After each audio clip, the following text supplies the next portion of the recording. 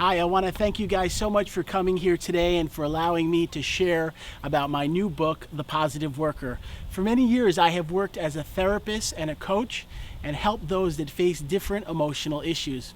I decided to write my new book, The Positive Worker, because I believe many within companies are facing large amounts of obstacles and stress.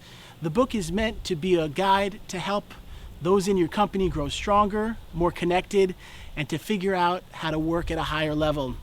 I want to share how I got the idea to do this book and many of the lessons that have been learned over many years of coaching both businesses and executives. I want to start in the year 2008. I was working as a therapist, helping many business clients and allowing them to learn how to grow. A very wonderful woman came into my office and she shared that she was having some marital problems. She had told me she wanted to be a teacher, but ended up finding a part-time job at a company called Lehman Brothers. She was working there and really enjoyed both the coworkers she had and the high level of pay she was earning. What started to happen in 2008 was a shock to her as well as everyone else. It began a financial crisis and everything was falling apart within Lehman Brothers. I was nervous for her because this job not only was something she loved, but also provided for her husband and her 2 children. I then watched as she was going to work and facing a huge level of stress. People there had their whole life savings invested in the retirement accounts of Lehman Brothers. She was nervous that people were going to lose their jobs and the company was going to go bankrupt. But despite all of these obstacles, she stayed optimistic. She told me that she didn't care if she lost her job. She was going to be kind, helpful, and be warm to everyone she encountered at her position. This was not the norm at that time. Everyone else was scared and worried and feeling like things were falling apart. But she stayed optimistic and helpful. And then what happened she couldn't control. Lehman Brothers did go bankrupt and the company was closing and everyone would lose their job. Now, a miraculous thing happened to this woman who stayed positive and motivated and continued to keep a good attitude. Some of the assets of Lehman Brothers had value, and they chose to keep a tiny percentage, about 1% of the workforce, to move with those assets over to Barclays. Now, who would they choose in this moment? Would they pick the workers that were complaining, that were angry, that were fighting? Would they be the ones that they would decide to bring to the new position? Definitely not. They chose to have this woman who was staying nice, warm, helpful, and kind, and they brought her to the new company. Now what happened? She ended up making just as much money as she made at Lehman Brothers. She was able to keep her employment and her life stayed positive. So what do we learn from this remarkable woman? Because at the time she impacted me and taught me a great lesson. Even if there is stress, problems, layoffs, or downsizing, it doesn't give you a reason to get angry and negative. When you choose to continue to have a positive attitude, you may end up keeping your job. And I asked her, I said, did you know you would get to keep your position? She said, no. I did it because it was the right thing to do, and I always believe in being helpful. I want to share some lessons that have really impacted my life as a therapist and help businesses learn to grow stronger. There is a feeling in a company that you are all together.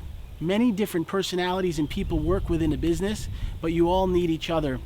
A woman came to me after a tragic situation. She was married for many years, and her husband died suddenly of a heart attack. This was so sad and stressful for her to know that she had become a widow. But even more pressing was that her job provided for her family, and without the income from her husband, she would be struggling to survive and keep her life going. She had to leave work because she was under so much stress from his passing. And during the time she took off, her coworkers came together to do something wonderful. They each made a card and wrote to her and told her how much they appreciated her, how sad they were to see her go, and how they would love her to come back and be back on their team. She got a big box with all their cards, and it made her completely filled with hope and kindness. She chose to go back and begin again at that job. And while she was there, she was struggling to really be able to handle everything. But she said the warmth and love that her coworkers showed her during her hardest time, it gave her the energy to continue and allowed her to stay positive. She ended up going back and working for many years and made it through that very rough situation. Not everybody is able to get along easily with coworkers. I want to share a story of a large company that makes cosmetics. They have a factory where many products like colognes and perfumes and beauty products are made, and they have a group of people that their job is to make sure that everything was done properly. They stamp that everything is appropriate, and they allow it to be sold in stores.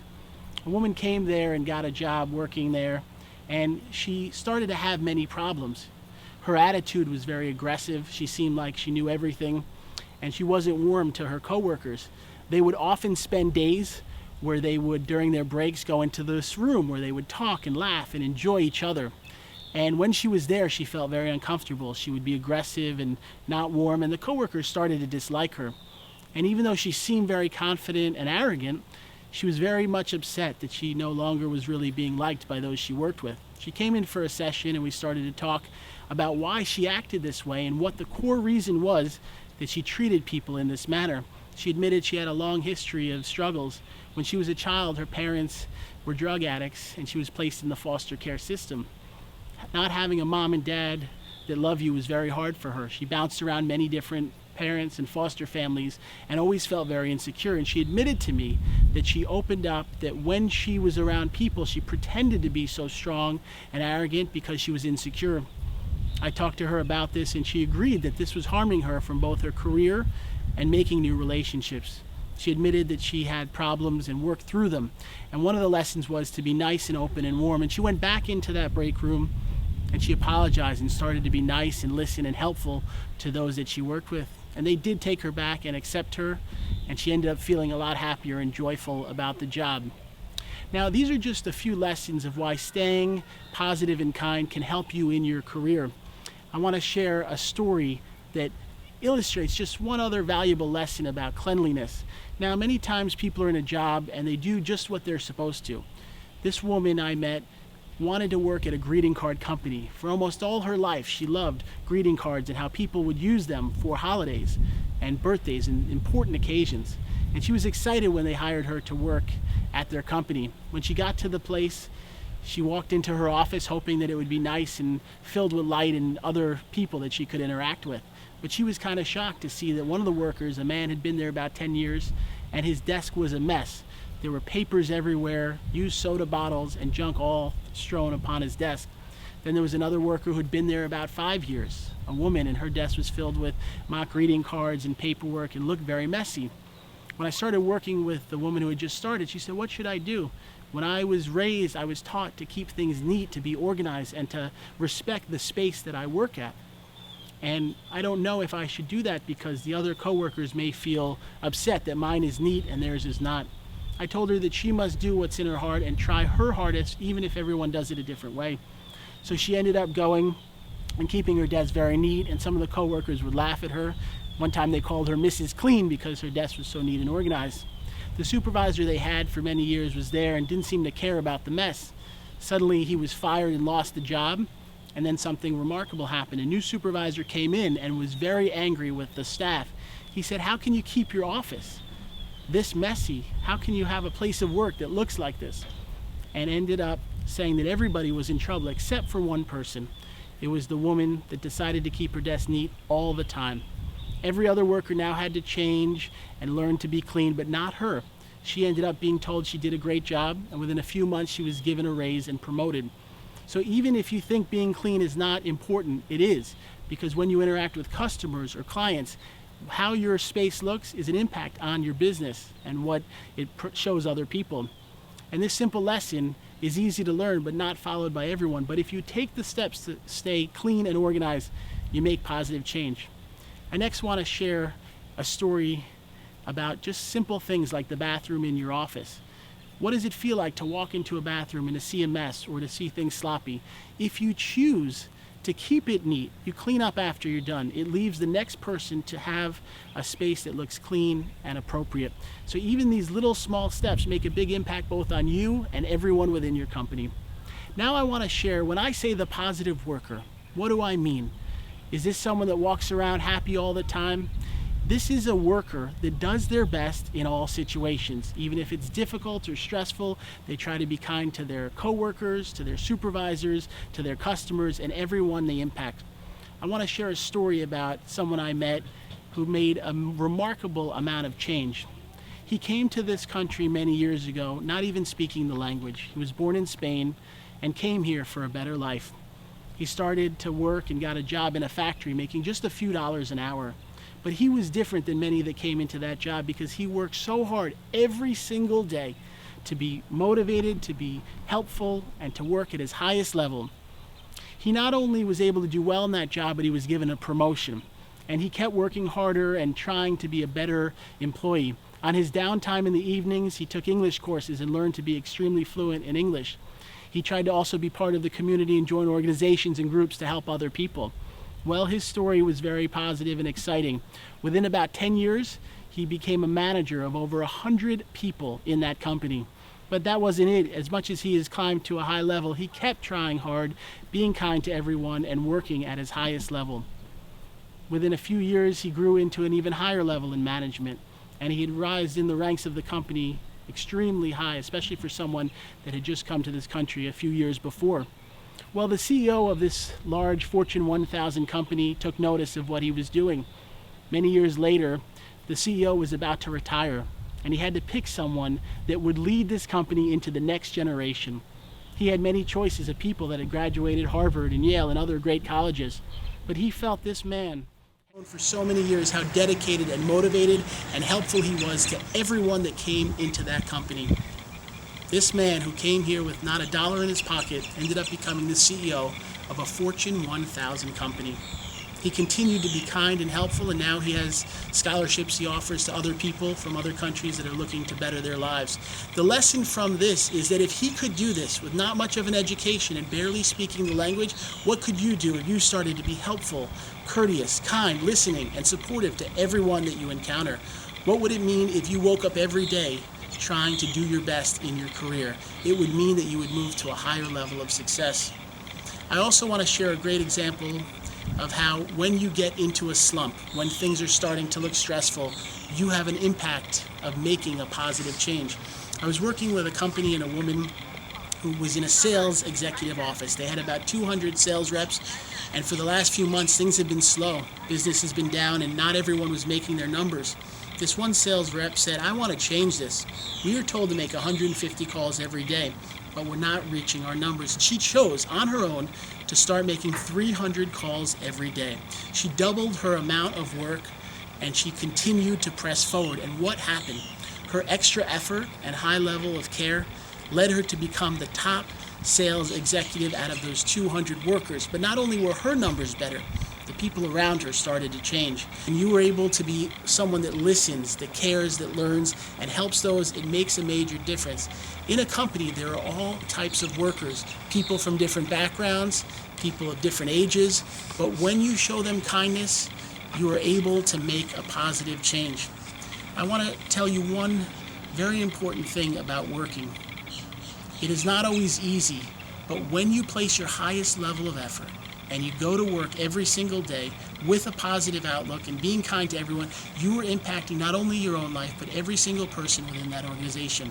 How many of us would love to walk into work and see someone smile, see someone ask how we're doing, listen to us, and help us make positive change?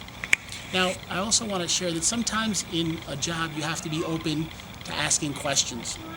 I was working with a group of sales executives, and they were training to be in this new position. There were about 10 workers, and on the 5th day of training, one of the workers was feeling very nervous. He was losing the ability to know if he was doing a good job. He started to see that he didn't know how to use the sales system to enter in the data that would allow him to make his contacts and show that he's been making the appropriate calls. He didn't know what to do. It was day 5 of training, and he worried that maybe he would get in trouble for not knowing this. So I said to him, "You should ask and be open about your feelings." He raised his hand in the training class. He said to the teacher, "I don't really know how to use the computer data system properly, and I know that's a big part of the job and being able to work efficiently." The trainer was embarrassed. He said, "I can't believe you don't know that. That should have been one of the main things that was taught." Maybe not everyone caught on to what they were supposed to be doing. So the trainer then asked the rest of the 10 trainees, "Do any of you have an issue with the computer system? If anyone doesn't know it perfectly, raise your hand." Every single person in that group raised their hand. They all admitted that it wasn't just this one person, it was each of them that didn't know how to handle the system. They then learned and they were able to move forward. Sometimes being able to be open and honest saves you face and also improves your company. I was working with another business. Their job is to make reports. When a stock of a company has people that buy the stock, each year they have to give an annual report to all those that have bought the stock. And one error, one typo in that means that they have to completely print all of them over again. There was a new worker starting there, and he didn't know if he should tell them that he found a mistake. He had just started and didn't want to rock the boat. He ended up deciding that he would tell his supervisor and admit that he found a problem. The supervisor opened his eyes and said, "Of course you tell us. Each time we make one error, it costs the company $5,000. So it is important and vital that if anybody on the team catches even a small mistake that you tell us." And I'm sorry that I didn't tell you that clearer, but please know this. So what I say to you is when you have a question, when you're not sure what to do, don't hold it in. Don't pretend you know the answer. Just do the proper thing by asking your supervisor, what is the appropriate question? This might mean not asking your coworker. They may have the wrong information, and if you ask your supervisor and they clearly tell you this is something that is very valuable. And there's all types of rules within each business. This is how to interact with those you work with, deciding if you're allowed to use the cell phone on the job, being able to go on the computer and check personal emails. All of these issues are things you should talk about with your supervisor. Make sure you know for sure. And when you take these small steps and they come together, you become what I call the positive worker. This is someone that places their full effort every day, makes a positive impact in the organization, and help things grow. And I want to finish my talk today with a very personal experience that I went through. I am always trying to be helpful, kind, and optimistic, but that doesn't mean things and problems don't enter into my life. About 2 years ago, my brother was invited to live with me, and he chose not to. He ended up moving to Vermont to work on a team at a ski mountain, working with many other coworkers, trying to help them as they had a ski mountain that they would keep organized. Now, unfortunately, my brother, I didn't know the severity of it, but he had a drug addiction. He had went out with his friends that evening and went to a bar, and he ended up walking home, and he did one needle of heroin, and he died instantly. They found him the next day alone in his apartment. Now, I share that to let you know that in that moment, it's hard to be optimistic. I had one brother, and at 27, he had died. But I chose to not let my problems take over my life. I wrote a book to help other people with mental illness and addiction. I volunteered and did work at rehabs with other people and young men and women that were facing these problems. And then I continued to press on, to continue my work educating companies and making a positive difference in the world. I wrote this new book, The Positive Worker, because I know being in a job is vital for all of us. When we have a position, we want it to be the best we can achieve. And when you take these small steps and you're willing to adapt and make positive change, you can come together. And I hope this little video and I hope my talk shared with you that you can make yourself a warm, kind, helpful, optimistic, and positive worker. And when you choose to do that, you are bringing everyone up around you, from your coworkers to your supervisors to yourself. I thank you so much for letting me share this with you today, and I wish you an amazing day. Thank you so much.